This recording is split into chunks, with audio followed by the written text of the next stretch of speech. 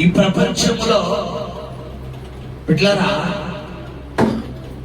మనుషుని యొక్క రక్తములో ఖచ్చితంగా కోపము, ద్వేషము, అసూయ, పగ అనేది ఉండదు.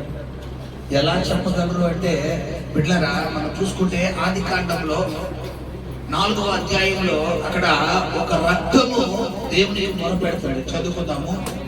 ఆది కాండము 4వ అధ్యాయము. అక్కడ ఇద్దరు అన్నదమ్ములు కనబడుతున్నారు. అన్నదమ్ములలో ఒక తమ్ముడిని అన్న ఏం చేస్తున్నాడంటే కొట్టి చంపుతున్నాడు. ఏం చేస్తున్నాడు? కొట్టి చంపుతున్నాడు. ఆది కాండము 4వ అధ్యాయం 10వ వచనం చదువుకుందాము. అప్పుడు ఆయన, నీవు చేసిన పని ఏమిటి?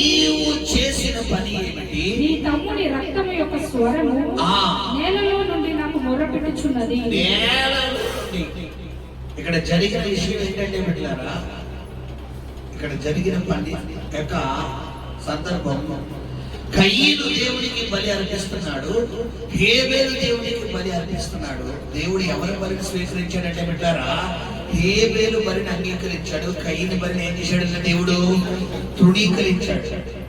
ఇప్పుడు బలి అనేది ఏంటంటే బిడ్డలారా, దేవుడికి నచ్చేది అంటే నీ జీవితము, నీ నడవడిక, నీ ప్రవర్తన దేవుడికి కావాలి.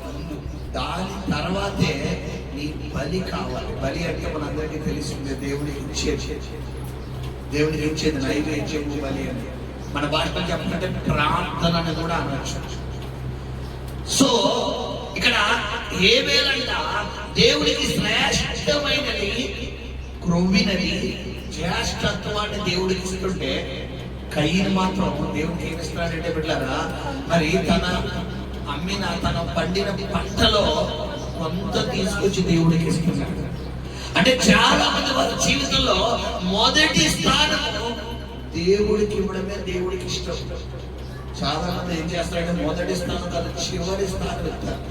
చివరి స్థానం ఇవ్వడం అంటే ఏంటి బిడ్డారా, పర్ డే నీవు లేచి మొదటి జామున నాకు మొరపెట్టిన బైబిల్ చెబుతుంటే చాలా మంది ఏం చేస్తారంటే నిద్ర లెగిసి లేవగానే బిడ్డలారా, ఇక పనులు కొంతమంది పొద్దున్న లెగిసి లెక్కగానే ఫోన్ పట్టుకునే వాళ్ళు కొంతమంది ఉంటే, పొద్దున్న లెగిసి లెక్కగానే న్యూస్ పేపర్ చదివే వాళ్ళు కొంతమంది ఉంటే, పొద్దున్న లెగిసి లెక్కగానే వాట్సాప్ లో స్టాటస్ వచ్చినది చూసే వాళ్ళు కొంతమంది ఉంటే, పొద్దున్న లెగిసి లెక్కగానే ఫేస్బుక్ లో, ఇన్స్టాగ్రామ్ లో ఎంతమంది రిక్వెస్ట్లు పెట్టారు, ఎంతమంది నా రీల్స్ చూశారు అని చూసే వాళ్ళు మరి కొంతమంది ఉంటే, కొంతమంది బిడ్డలారా వీరి యొక్క వర్క్, వీరి బిజినెస్ అప్డేట్లు తెలుసుకునే వాళ్ళు కొంతమంది.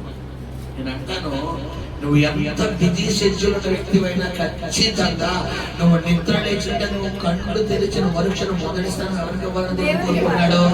ఆయనకి ఇవ్వాలి. చాలా మంది నిద్ర లేచినంటే వారి భర్తల ముఖాలు, వారి భార్యల ముఖాలు, వారి బిడ్డల ముఖాలు, ఈ పట్టాల ముఖాలు చూస్తారు. అది కూడా తప్పే.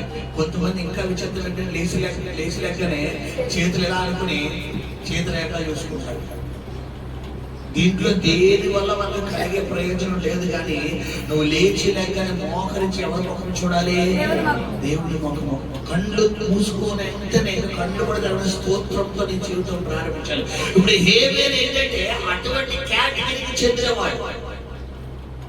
క్రొవ్వినది జ్యేష్ఠవర్గం అంటే అలాంటి కేటగిరీకి చెందినటువంటి వ్యక్తి. బట్ కయీను ఏంటంటే ఒక పారామీటర్ వరకు, ఒక పరిమితి వరకు కయీను భక్తి కనబడుతుంది బిడ్డలారా. సరే, మనం చూసుకుంటే ఒకానొక సమయంలో వీరిద్దరికి డిస్కషన్స్ రావడంతో ఈ కయీను అన్నవాడు హేబేలు ఏం చేస్తాడంటే కొట్టి చంపేశాడు. చంపేస్తే ఎవ్వరికి తెలియదు అనుకున్నాడు. మనం చూసుకుంటే కనుక ఇక్కడ 9వ వచనంలో కయీనుని ఎవరు ప్రశ్నిస్తున్నారో దేవుడు ప్రశ్నిస్తున్నాడు. దేవుడు ప్రశ్నిస్తే ఏమన్నాడు? కయీను, నీ తమ్ముడైన హేబేలు ఎక్కడున్నాడని అడుగగా అతడు, నేను ఎరుగను, నా తమ్మునికి నేను కావలి వాడనా అనెను. హల్లెలూయా. ఇక్కడ కయీను ఏం చేస్తున్నాడంటే తన తప్పు చేసింది ఒప్పుకోకపోగా ఎవరిని తిరుగుబాటు చేస్తున్నాడు బిడ్డలారా. చాలా మందిలో ఉన్న విధానం ఇదే. వీరు వెళ్ళేదే రాంగ్ వే, వీరు మాట్లాడేదే రాంగ్ వాడు, వీరు నిర్ణయించుకున్న నిర్ణయమే రాంగ్ డెసిషన్. దేవుడు వీరిని ఖండించినప్పుడు, హెచ్చరించినప్పుడు మీరు ఏం చేస్తారంటే దాన్ని సరి చేసుకోకపోగా అలా ఎందుకు దేవుడు చేయాలి, ఇలా చేయొచ్చు కదా, అలా చేస్తేనే దేవుడా, ఇలా చేస్తే అంటే నా ఇష్టం లేదా, అంటే నాకు నచ్చింది చేయడా దేవుడు, ఆయనకు నచ్చినట్టుగా నేను ఉండాలా, నాకు నచ్చినట్టుగా దేవుడు ఉండడా, అంటే నా ఇష్టాన్ని గౌరవించడా అని చాలా మంది దేవుడు మాటను ఏం చేస్తారంటే తగ్గిస్తారు. బైబిల్ ఏం చెప్తుందంటే యెహోవాను నరుడితో ఏం చేయాలనుకుంటారా, వాదించదు మనుషులు కాదాయన, ఆయన మాట అవునంటే అవును కాదంటే కాదు.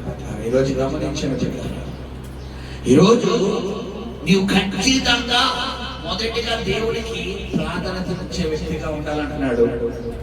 రెండవదిగా కయ్యని దేవుడు ప్రశ్నిస్తున్నప్పుడు కయ్యను ఒప్పుకోకపోగా నేను అంటాను, అక్కడ కయ్యను హేబేలు చంపేసి కప్పెట్టేశాడు అన్న విషయము దేవుడికి తెలిసిన తర్వాత కూడా దేవుడు ఎందుకు కయ్యను అడుగుతున్నాడు బిడ్డలారా చెప్పాలి, అమ్మా శ్రద్ధగా వినాలి.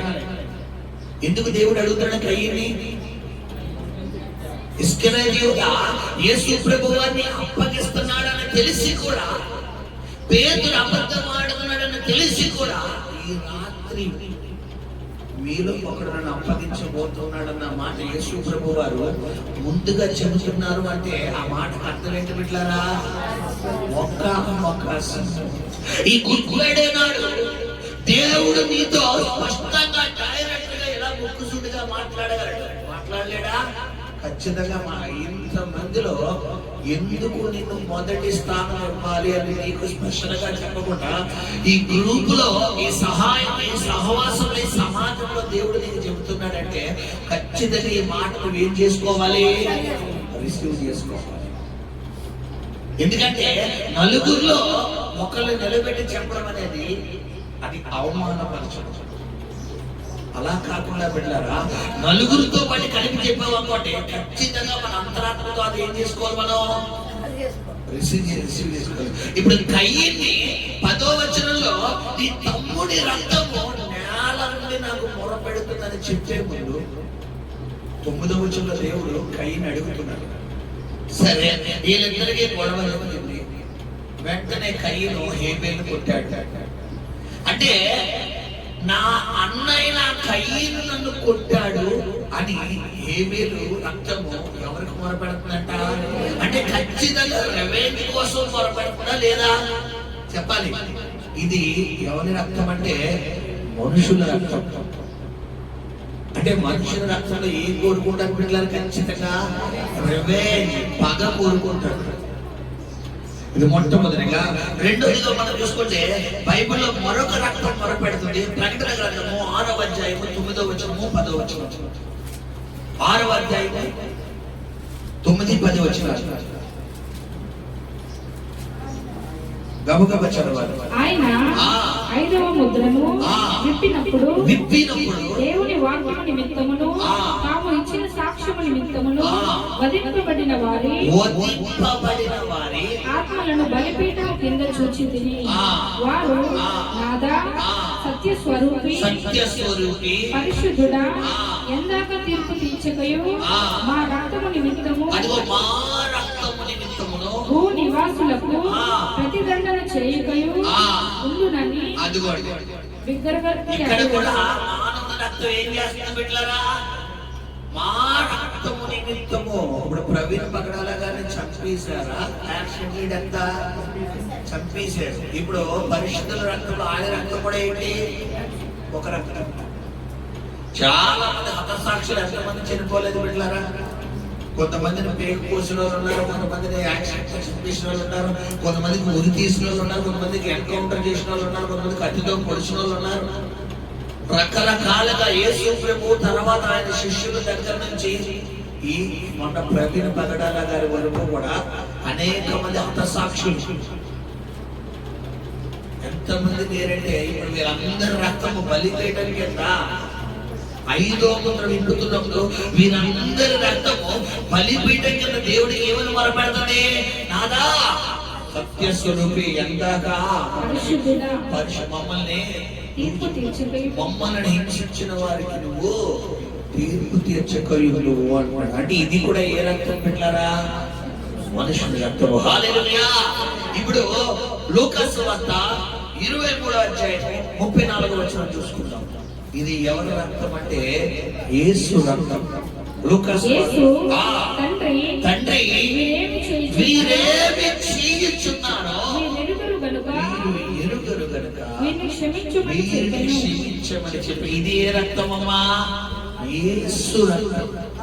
అక్కడ నేను అంటాను, యేసు ప్రభు వారి నరరూపధారిగా ఈ లోకానికి వచ్చినా కూడా, ఆయన శరీరధారిగా ఉన్నా కూడా బిడ్డలారా, ఆయన రక్తము మాత్రం ఎవరికి విజ్ఞాపన చేస్తుందంట?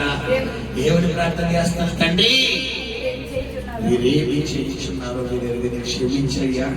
ఈరోజు నువ్వు చెప్తున్నాను బిడ్డలారా, ఖచ్చితంగా నీ కొరకు నా కొరకు తండ్రి దగ్గర విజ్ఞాపన చేసే రక్తమే యేసు రక్తము. హల్లెలూయా, హల్లెలూయా.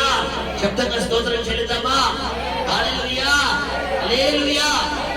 గమనించండి బిడ్డలారా, అలాంటి రక్తం మరి మనము కడగబడి ఉన్నాము, మనం ముద్రించబడి ఉన్నాము. మనకి తండ్రికి తెగిపోయినటువంటి ఆ సంబంధాన్ని ఈ రక్తం ఏం చేసింది బిడ్డలారా? కలిపింది.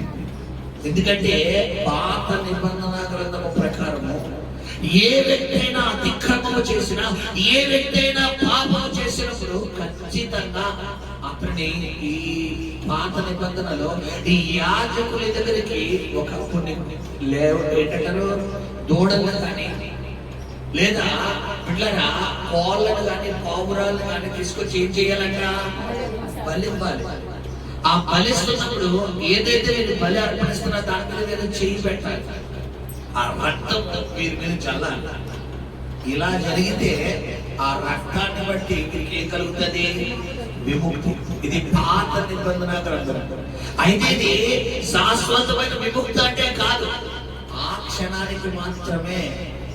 కానీ శాశ్వతంగా నీ పాపాలు, నా పాపాలు, మన పాపాలు, మనందరి పాపాలను సిలువలో మేకులకు దిగగొట్టిన దేవుడు అంట. హల్లెలూయా, హల్లెలూయా, హల్లెలూయా. గమనించండి బిడ్డలారా, కాబట్టి అలాంటి రక్తం గురించి ఈ రోజు మనం 7 మాటలు వినబోతున్నాము. మొట్టమొదటి మాట బిడ్డలారా, మరి చెప్పే ముందు చూడండి, జైపాల్ గారు మొట్టమొదటి మాట చదువుతారు బిడ్డలారా.